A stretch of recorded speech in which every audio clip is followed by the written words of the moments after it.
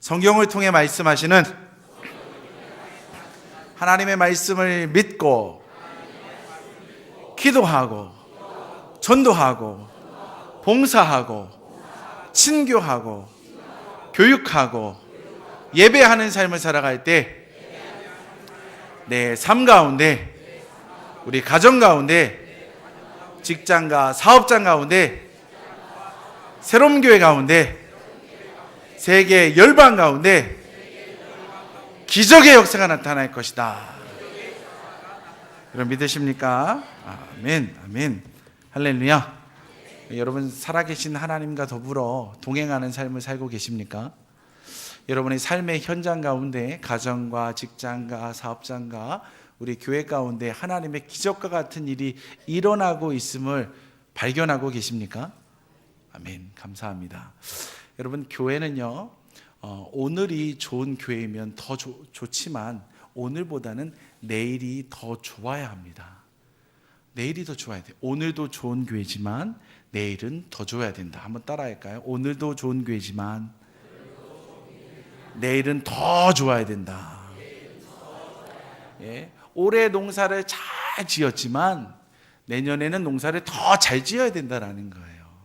할렐루야. 농부들이 반드시 잃어버리지 않고 하는 일들이 있습니다. 그것은 바로 씨를 파종할 때에 단단한 흙에 씨를 던지는 것이 아니라 그 단단해진 땅을 갈아 엎어준다라는 거예요. 그걸 땅을 기경한다라고 얘기합니다. 그 단단한 땅을 부수기 위해서 날카로운 쟁기라든지 아니면 날카로운 많은 날이 있는 로터리라는 것을 가지고 트랙터에 부착해가지고 단단한 땅을 막 갈아 엎습니다. 그리할 때에 그 땅은 부드러운 옥토가 되고 거기에 씨를 파종하면 정말 오늘 내가 풍요로움 살아가는 것 위에 내일은 더 큰 열매와 수확을 거두겠구나라는 희망이 싹트게 되는 것입니다. 교회 안에서 오늘 행복하게 살고 내일을 준비하며 살아가려면 우리의 심령의 밭을 갈아 엎어야 되는 줄 믿으시기 바랍니다. 우리 심령의 밭을 갈아 엎어야 돼요. 우리 교회 공동체가 하나님께 쓰임받고 칭찬받는 교회로 21세기에 하나님이 주목하는 교회로 되기 위해서는 교회가 가지고 있는 고질적인 병들이 있는데 그런 병들을 갈아 엎어야 합니다. 우리 사회가 왜 이렇게 남북으로 갈라져 있고 동서로 정치적으로 갈등이 심화되고 있습니까? 서로의 가지고 있는 그 기득권을 갈아엎지 못하기 때문에 그렇습니다. 할렐루야. 갈아엎으면요 옥토가 됩니다. 근데 무엇으로 갈아엎죠? 교회 공동체, 교회가 옥토밭과 같은 영적인 충만함이 있는 곳으로 갈아엎으려면 무엇으로 갈아엎어야 되죠? 말씀입니다. 할렐루야. 뭐라고요? 말씀, 살아있는 말씀, 관절과 골수까지 쪼개게 하시는 하나님의 말씀이 선포돼야 합니다. 여러분, 내 심령의 밭에 하나님의 말씀이 파고 들어오면 아파요. 어떻다고요? 아파요. 하나님의 말씀이 파고 들어오면 굉장히 아픕니다. 특별히 교회 안에 문제가 있어서 그 문제를 해결하기 위해서 사람의 소리를 내는 것이 아니라 하나님의 거룩하신 말씀을 선포해서 그 말씀으로 인하여 우리의 어지러워졌던, 우리의 단단해졌던 마음의 밭을 기경해야겠다라고 기도하는 가운데 눈물로 말씀을 선포하면요 그 공동체에 변화되는 역사가 나타납니다. 그런데 그 말씀을 전했던 목회자의 심정은 어떨까요? 말씀이 선포되면 치유되는 게 아니라 여기도 아파요, 저기도 아파요, 왜 아픈데 그걸 자꾸 합니까? 라고 우왕좌왕하면서 사람들이 소리를 질러대기 때문에 목회자는요 참 괴롭습니다. 그럼에도 불구하고 목회자는 어쩔 수 없이 말씀의 검을 끈에 들어가지고 끄집어내서 갈아엎는 그 고통을 감내해내야 합니다. 그러할 때에 목회자가 겪는 고통을 성경에서 오늘 보니까 하나님의 뜻대로 하는 근심이다 라고 표현합니다. 한번 따라합니다. 하나님의 뜻대로 하는 근심이다. 네, 하나님의 뜻대로 하는 근심이다. 오늘은요, 여러분이 위로받는 시간이 아니라 사실 제가 위로받는 시간입니다. 왜냐하면 사도 바울 선생님, 그렇게 유명한 목사, 정말 바늘을 찔러도 들어갈 틈도 없을 것 같은 단단함, 수많은 교회를 개척하고 성도들과 만나서 그들을 그리스도의 제자로 양육했던 그 사도 바울 선생님, 사도행전과 더불어서 많은 서신서들을 기록한 그분이 자신의 두렵고 떨렸던 마음, 사람을 대할 때에 정말 눈을 제대로 마주칠 수 없었던 그의 아팠던 기억을 그대로 드러내 보이는 말씀이 오늘 본문의 말씀입니다. 그러다 보니까 나만 아픈 게 아니라 저 위대해 보이는 저 목사님도 아픈 거구나. 그러니까 위로가 되는 거예요. 제가 위로를 받을 테니까 여러분 샘나지 마시기 바랍니다. 저는 사도행전 말씀을 강해하고 있습니다. 그런데 오늘 저는 고린도 후서 말씀을 선택해서 지금 말씀을 전하고 있어요. 왜냐하면 사도행전에 성령의 역사가 이루어지는 가운데 정말 중요한 사건들이 있었는데 그 사건을 그냥 아주 간단하게 몇 절로 그냥 마무리 짓고 넘어가는 경우가 있었습니다. 더 중요한 역동적인 사역이 있기 때문에 그 얘기를 슬쩍 넘기는 거예요. 또 때로는 그 사역을 들추어내면 나의 과거가 그대로 들추어지기 때문에 이 얘기는 웬만하면 안 하고 지나갔으면 좋겠다. 나랑 각별한 사이가 있는 사람들하고는 얘기하고 그렇지 않은 사람에게는 그냥 넘기며 가고 싶다라는 그런 성경 쓴 저자의 의도가 그대로 드러나 보입니다. 그런데 사도 바울이 쓴 서신서들을 함께 이 사도행전과 끼워 맞춰가면서 성경을 보게 되면요, 성경의 이야기가 굉장히 입체적으로 그리고 풍성한 드라마틱한 이야기로 우리에게 보여집니다. 저와 여러분들이 그래서 성경의 사도행전에는 자세하게 나오지 않았지만 이 고린도 전서와 후서에 자세하게 나와 있는 사도 바울의 이야기를 함께 나누려고 합니다. 고린도 전서와 고린도 후서는 사도 바울이 3차 전도 여행을 할 때에 쓰여진 책입니다. 오늘 성경 본문의 말씀을 보니까 사도 바울이 지금 마게도냐 지역에 도착해 있습니다. 에베소 지역에 아데미 여신상 밑에서 상가를 열어서 함께 먹고 살고 있던 더메드리오라는 사람이 사람들을 충동질하여서 폭동을 일으킵니다. 그래서 사도 바울은 더 이상 에베소 지역에 머물 수 없게 됨. 특별히 하나님께서는 그에게 마게도냐와 그리고 아가야 지역 그리고 예루살렘을 거쳐서 어디로 가라? 로마로 가서 복음을 전하라 라는 선교의 대사명을 주셨기 때문에 그는 멈추지 않고 에베소를 떠나서 이제 마게도냐로 들어갑니다. 그런데 마게도냐로 들어가는 과정 속에 사도 바울이 고민하고 있는 모습들이 여실히 드러납니다. 한번 성경을 찾아보겠습니다. 고린도 후서 2장 12절과 13절 말씀입니다. 고린도 후서 2장 12절과 13절 말씀 우리 찾으셨으면 함께 읽습니다. 시작. 내가 그리스도의 복음을 위하여 드로아의 이름에 주 안에서 문이 내게 열렸으되 내가 내 형제 디도를 만나지 못하므로 내 심령이 편하지 못하여 그들을 작별하고 마게도냐로 갔노라. 할렐루야. 마게도냐는요, 유럽의 첫 번째 관문과 같은 곳입니다. 거기에 가려면 배를 타고 가야 돼요. 드로아에서 배를 타고 마게도냐로 가야 합니다. 이 드로아 지역은 사도 바울이 2차 전도 여행 때 이 드로아에서 환상을 봅니다. 내게로 와서 이리로 건너와서 나를 도우라. 그 음성을 들었던 곳이 바로 이 드로아입니다. 그래서 드로아에 도착했을 때 사도 바울은 여기서 하나님은 배를 타고 건너가기 전에 나의 마음을 시원케 해줄 것이다. 내 마음을 시원케 해줄 사람이 있는데 그가 바로 디도입니다. 디도.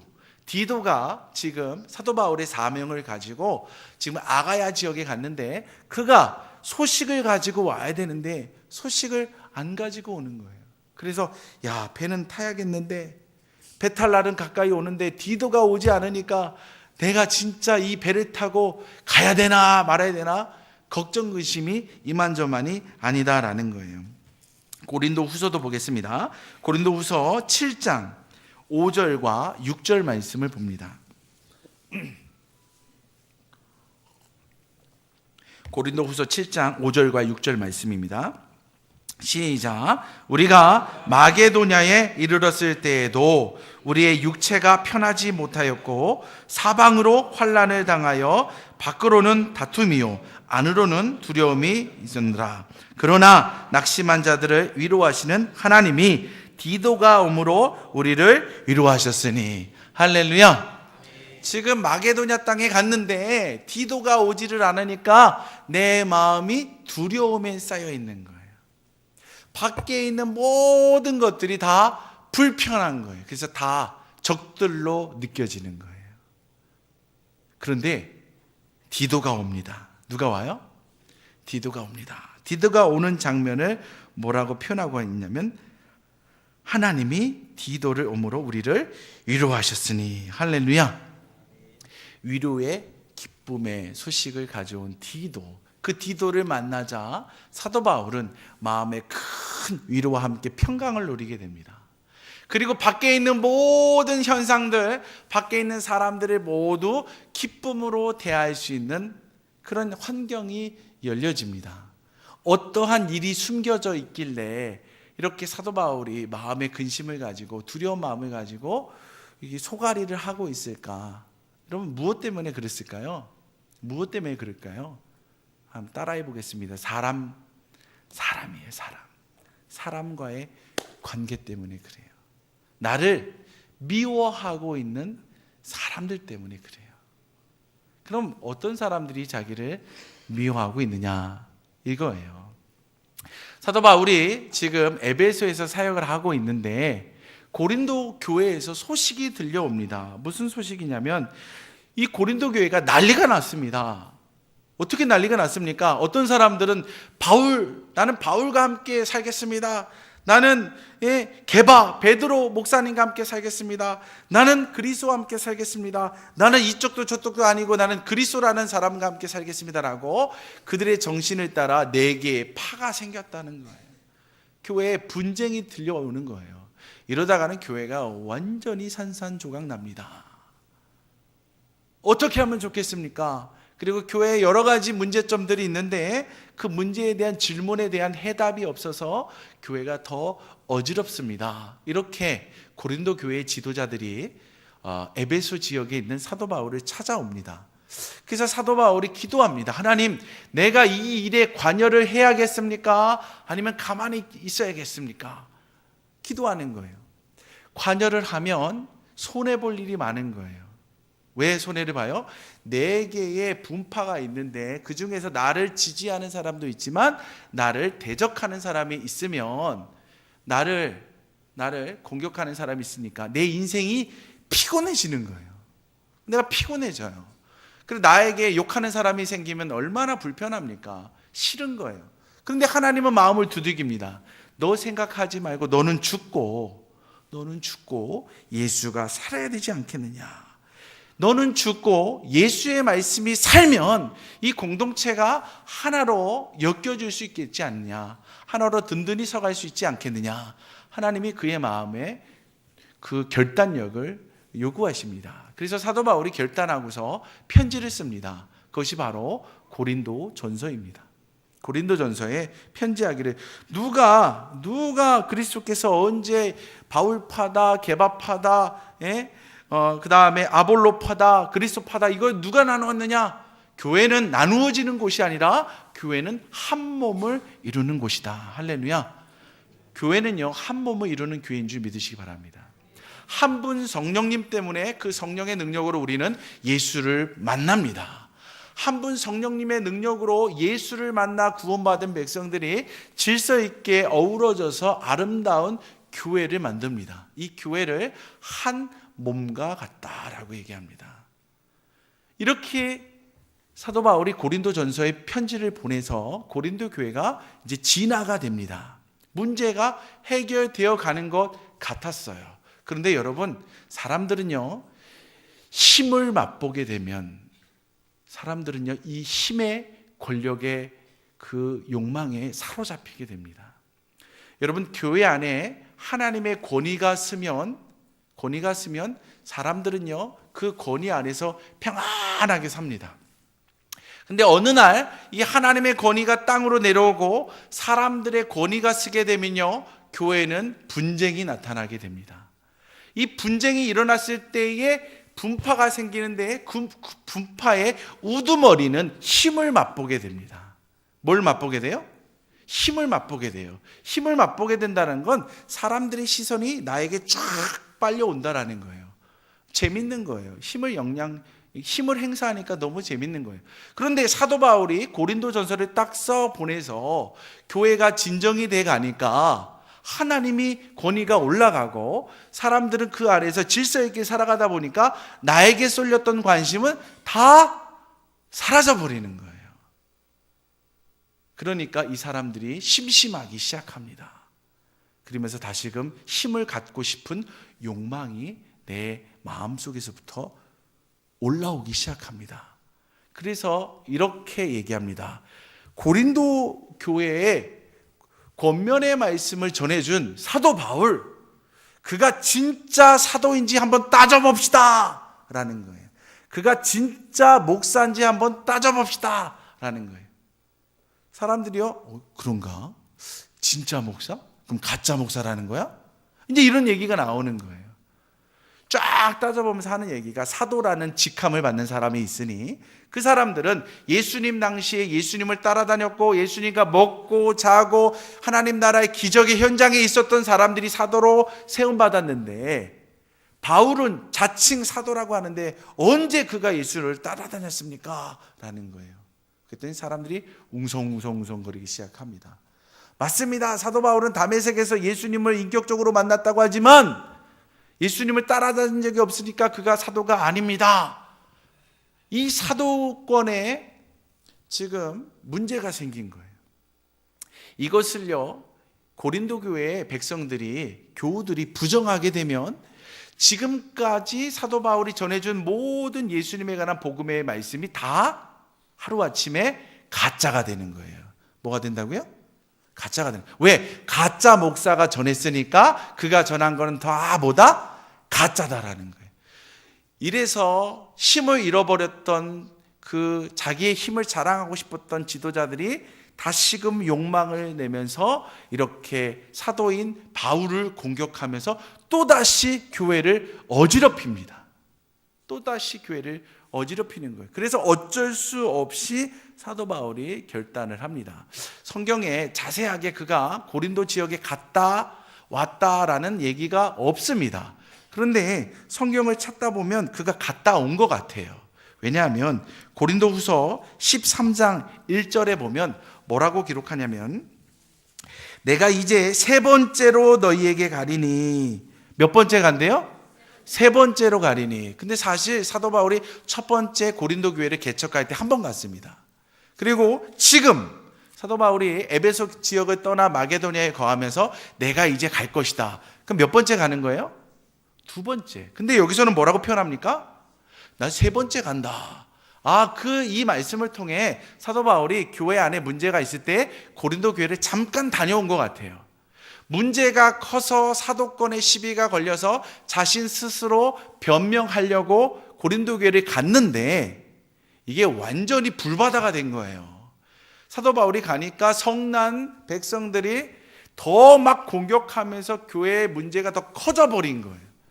사실은 그게 아닌데, 사실은 네가 정말 예수 그리스도를 인격적으로 만남으로 사도의 기름을 부어서 이방인의 복음 전도자로 목회자로 서 있음에 분명한데도 이 공격당함에 불이 막 타오르니까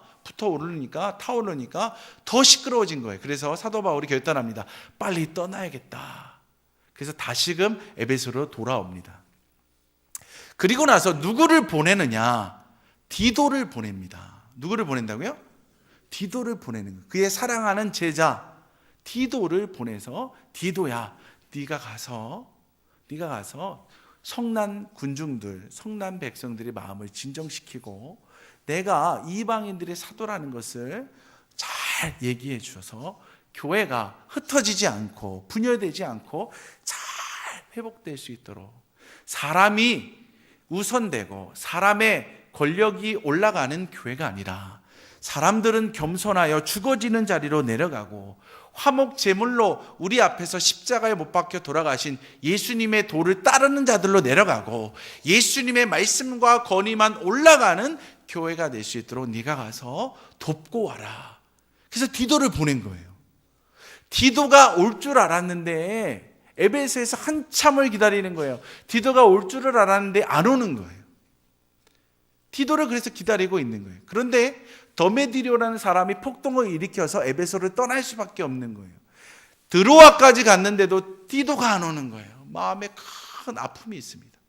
마게도냐까지 갔는데 디도가 안 오는 거예요. 고린도 소식을 가지고 와야 되는데 안 오는 거예요. 그런데 드디어 디도가 왔습니다. 할렐루야. 디도가 왔어요. 마음의 평강이 임하게 되는 거예요. 그러면서 이제 평강을 얻은 바울이, 고린도 교회 지역에 있는 모든 백성들이, 성도들이 사도 바울을 사도로 인정하고 있습니다. 할렐루야. 그리고 고린도 지역에 있는 사람들이 이제 분파됨을 다 내려놓고 성령 안에서 하나의 질서 있는 교회로 거듭 태어났습니다. 할렐루야.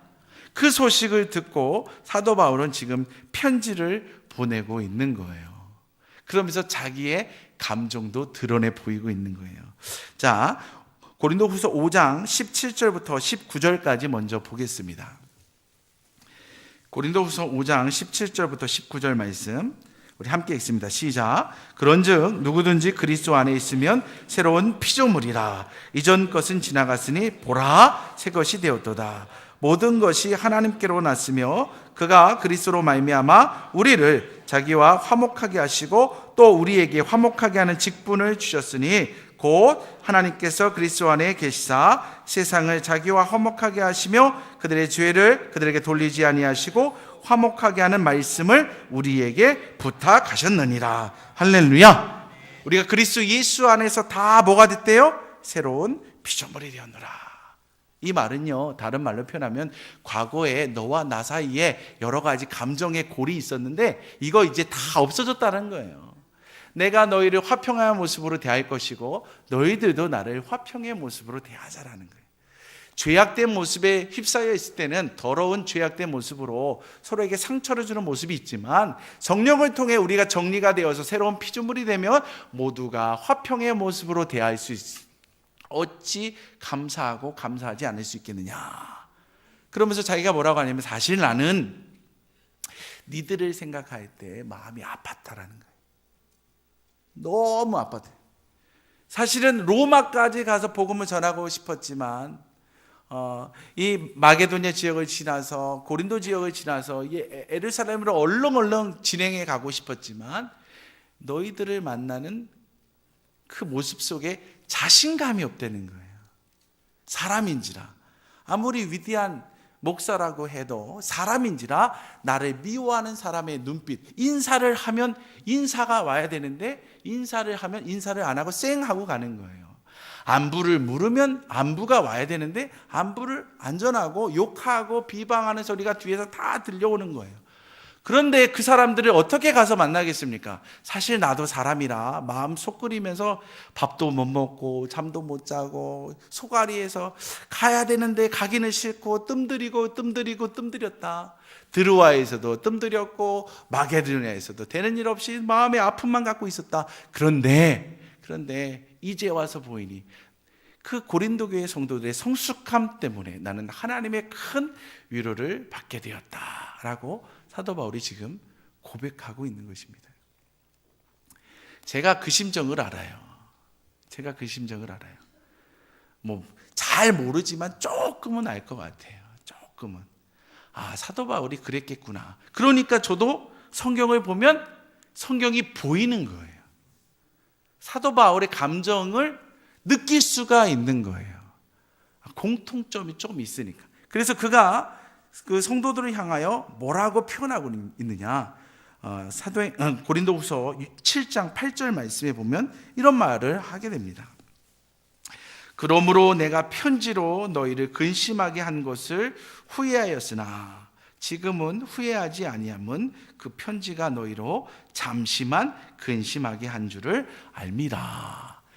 땅이 굳어져 있어서 그 땅을 기경하기 위해서 날카로운 쟁기로 갈아엎듯이 내가 죄악으로 말미암아 욕심으로 말미암아 단단해진 강팍해진 마음을 가진 그 고린도 교회 성도들을 향하여 날카로운 검과 같은 말씀을 선포했는데, 고린도전서라는 말씀을 써서 보냈는데, 그 말씀을 전해놓고 그들이 더 성나는 모습을 보면서 얼마나 가슴에 아픔이 있고, 내가 잘한 건가?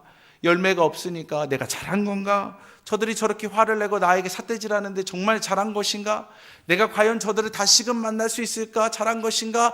이러면서 아파했는데 생각해보니 그 말씀을 전한 것은 참말로 잘한 일이었다. 할렐루야. 그래서 그가 말하기를 내가 겪은 이 아픔과 고통은 잠깐이었다. 나에게도 잠깐이고 너희들에게도 잠깐이고, 이 근심된 그 기간은 잠깐이었고, 오히려 하나님의 말씀 때문에 잃어버린 나의 복된 자리를 되찾아서 주의 품으로 돌아올 수 있게 되었습니다. 할렐루야. 그렇게 고백하고 있는 거예요. 그래서 그가 또 고백합니다. 9절 말씀에 내가 지금 기뻐하면 너희로 근심하게 한 까닭이 아니요 도리어 너희가 근심함으로 회개함에 이른 까닭이라. 할렐루야.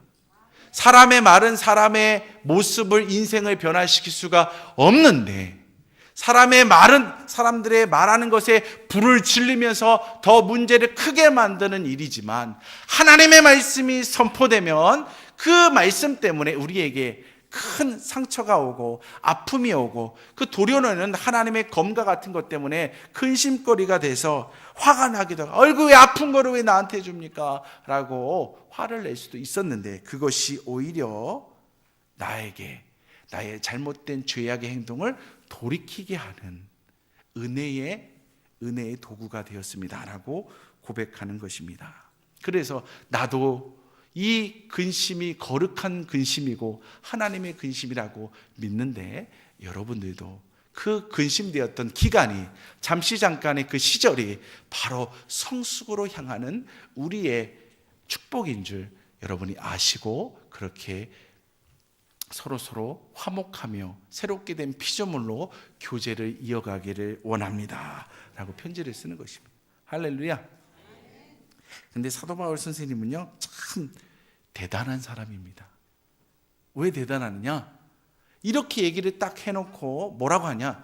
나 얼마 있다가 니들한테 갈 건데, 나 얼마 있다가 고린도 교회 갈 텐데, 고린도 교회는 반드시 할 일이 있습니다. 뭐냐? 헌금 준비를 하십시오. 대단하지 않아요? 지금 막 싸웠어요.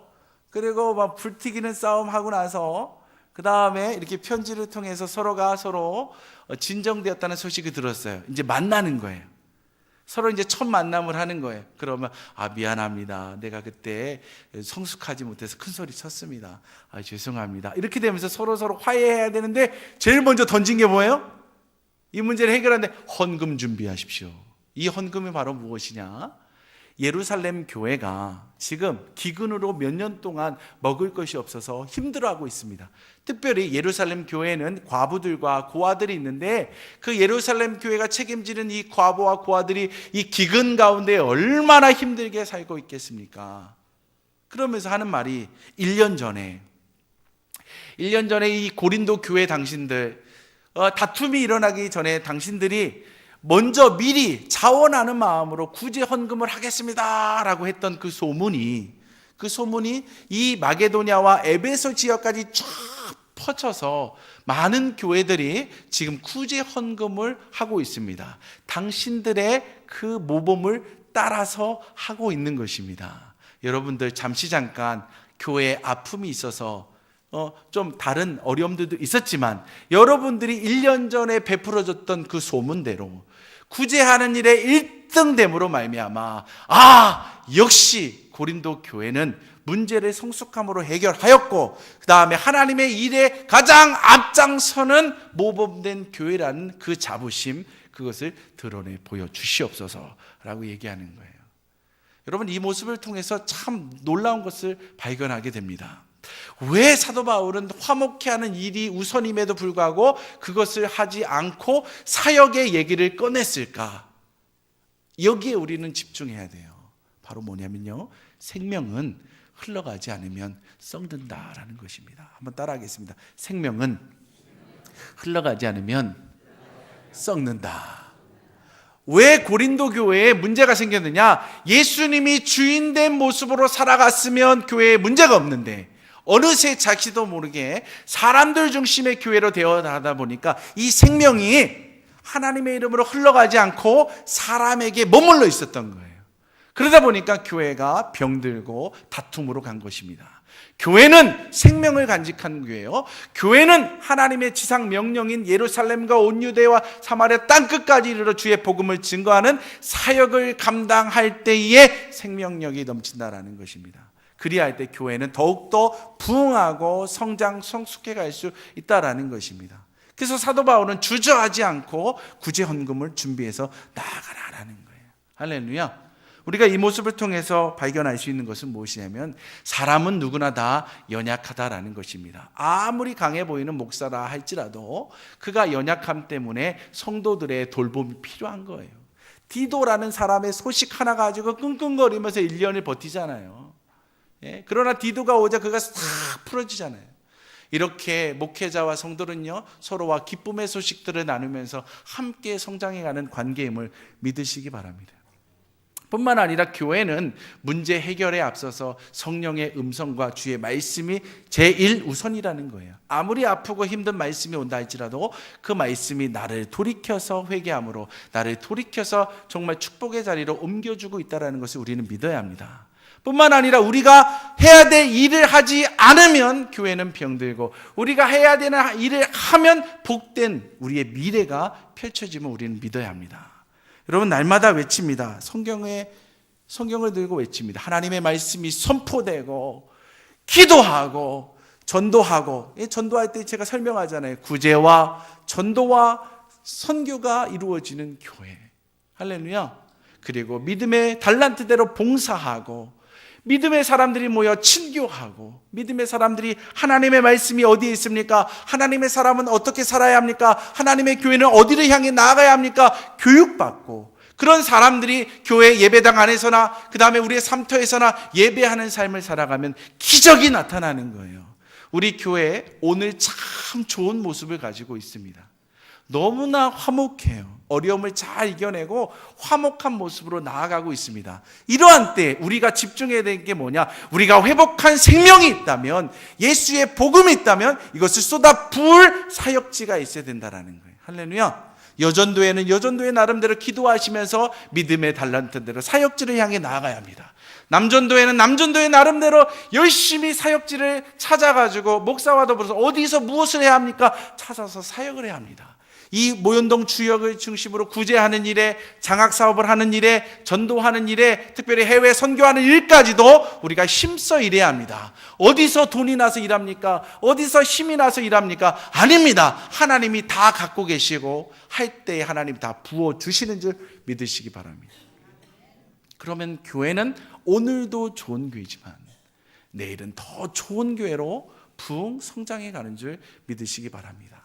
사람이 통치하는 교회가 아니라, 목사가 통치하는 교회가 아니라 하나님이 통치하고 하나님의 통치에 부응하면서 행복하게 복받아 누리는 성도가 있는 교회, 그 교회를 위해서 여러분이 오늘도 헌신해 주시고 하늘의 미랄로 썩어지시기를 주님의 이름으로 축원합니다.